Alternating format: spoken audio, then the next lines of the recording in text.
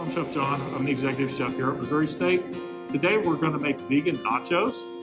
And the first thing we're going to do on that is cut some veg and cook the vegetables. So the recipe calls for 3 potatoes and 2 large carrots. So these have already been washed.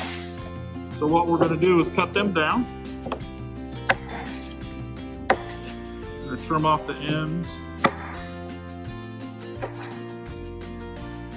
Cut everything close to the same size. Doesn't have to be exactly the same size, but we want it in pieces where it'll all kind of cook at the same pace.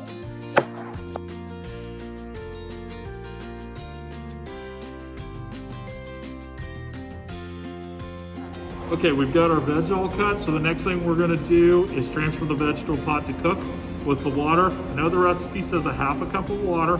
I used more than that because I wanted to just barely cover all the veg. Makes it a little easier to keep up with cooking. So we got our vegetable here cooking. It's about to come to a boil. As soon as it's done, and you can just test it with a fork to make sure they're tender, we'll pull it off, drain it, keep a half a cup of water like the recipe tells you to, and then it's time to use the blender. Okay, so now that we've got our vegetables cooked, we're going to take and keep a half a cup of the cooking water like the recipe tells us to. Then the rest of the water we're going to drain off. Like I said, I did use more than the recipe calls for, just because I think it makes it a little easier to get the vegetables cooked. That's up to you, what you want to do.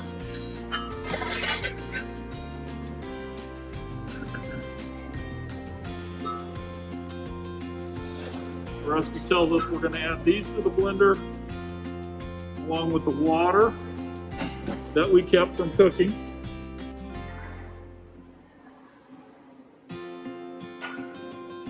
You might potentially need a little bit more water, which is why I used more and also retained it after I drained them off.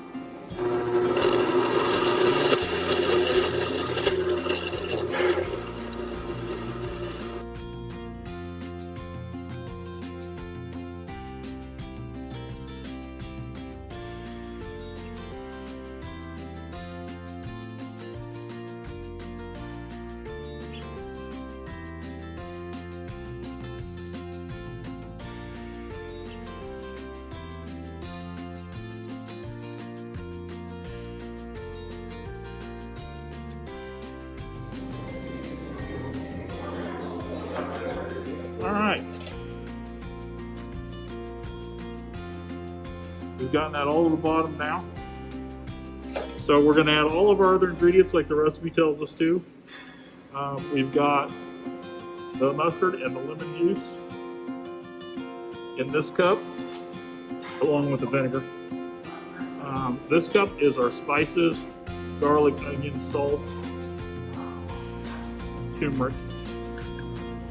And then these other 2 containers are nutritional yeast. And this is what adds the cheese flavor to it because it contains no dairy. It is a vegan dish, but this gives it a cheesy flavor.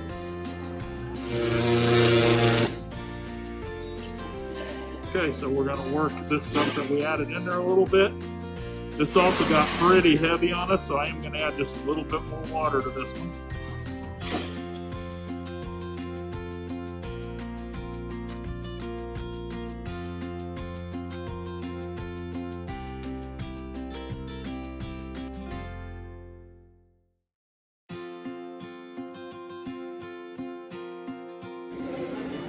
So then once you have the mixing complete, and have added however much liquid you have to get it to the consistency that you want, don't get it too thin or it won't stay on your food.